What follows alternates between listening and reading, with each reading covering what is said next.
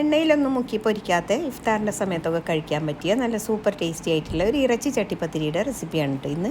നമുക്ക് നോക്കാം എങ്ങനെ ഉണ്ടാക്കുന്നതെന്ന്. ആദ്യം ഒരു പാനിലേക്ക് എണ്ണ ഒഴിച്ചു കൊടുത്തിട്ട് അതിലേക്ക് നമുക്ക് സവാള പൊടിയായിട്ട് അരിഞ്ഞത് ചേർത്ത് കൊടുക്കാം.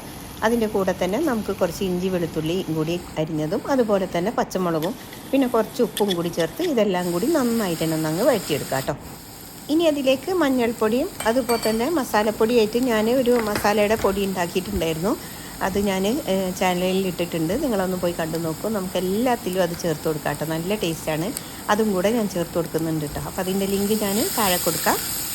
വേറെ പൊടികളുടെ ആവശ്യമൊന്നുമില്ല, അതുതന്നെ ചേർത്ത് കൊടുത്താൽ മതി. എന്നിട്ട് നമുക്കെല്ലാം കൂടി നന്നായിട്ട് തന്നെ ഒന്ന് മിക്സ് ചെയ്തെടുത്തതിന് ശേഷം ഉണ്ടല്ലോ അതിലേക്ക് കുറച്ച് കുരുമുളകിൻ്റെ പൊടിയും കൂടെ ചേർത്ത് കൊടുക്കാം കേട്ടോ. എന്നിട്ട് വീണ്ടും ഒന്നങ്ങ് മിക്സ് ചെയ്തെടുക്കാം. ഇനി അതിലേക്ക് ഉപ്പും മഞ്ഞൾപ്പൊടിയും കൂടി ചേർത്ത് വേവിച്ചെടുത്ത ചിക്കൻ ഒന്നങ്ങ് ക്രഷ് ചെയ്തെടുത്തിട്ടുണ്ട്. അതും കൂടി ചേർത്തിട്ട് എല്ലാം കൂടി നന്നായിട്ട് തന്നെ ഒന്നങ്ങ് മിക്സ് ചെയ്തെടുക്കാം.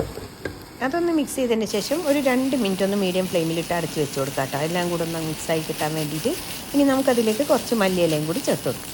ഇനിയിപ്പോൾ ഇത് ഉണ്ടാക്കാനായിട്ട് ഞാൻ 6ൻ്റെ സ്പ്രിംഗ് റോൾ ഷീറ്റാണ് കേട്ടോ എടുത്തിട്ടുള്ളത്. അതുപോലെ തന്നെ ഒരു 4 മുട്ട ഉപ്പും കുരുമുളകും ഇട്ടൊന്ന് അടിച്ചെടുത്തിട്ടുണ്ട്. അതുപോലെ തന്നെ ഒരു 1/2 കപ്പോളം പാലും എടുത്തിട്ടുണ്ട് കേട്ടോ. ഇനി നമുക്ക് ഇതുണ്ടാക്കുന്ന ഒരു പാത്രത്തിൽ കുറച്ചൊന്ന് ഓയിൽ ബ്രഷ് ചെയ്ത് കൊടുക്കുക. എന്നിട്ടുണ്ടല്ലോ ആദ്യം നമുക്ക് ഈ സ്പ്രിംഗ് റോളിൻ്റെ ഷീറ്റ് ഒരെണ്ണം എടുത്തിട്ട് ഒന്ന് പാലിൽ ഡിപ്പ് ചെയ്യുക. എന്നിട്ട് മുട്ടയുടെ മിക്സിലൊന്ന് ഡിപ്പ് ചെയ്തിട്ട് ഈ ഒരു പാനിലേക്ക് വെച്ച് കൊടുക്കുക കേട്ടോ. അപ്പോൾ എന്നിട്ട് അതിൻ്റെ മേലേക്ക് കുറച്ച് മുട്ടയുടെ ആ ഒരു മിക്സ് കോരി ഒഴിച്ച് കൊടുത്തതിന് ശേഷം നമ്മളുണ്ടാക്കി വെച്ചിട്ടുള്ള ഫില്ലിംഗ് ഒന്ന് ഇട്ട് കൊടുക്കുക. ഇതേ ഒരു രീതിയിൽ നമുക്കൊരു 6-7 പത്തിരി അതുപോലെ വെച്ച് കൊടുക്കാം. 6-7 ഷീറ്റ് ഇതുപോലെ തന്നെ വെച്ച് കൊടുക്കണം കേട്ടോ.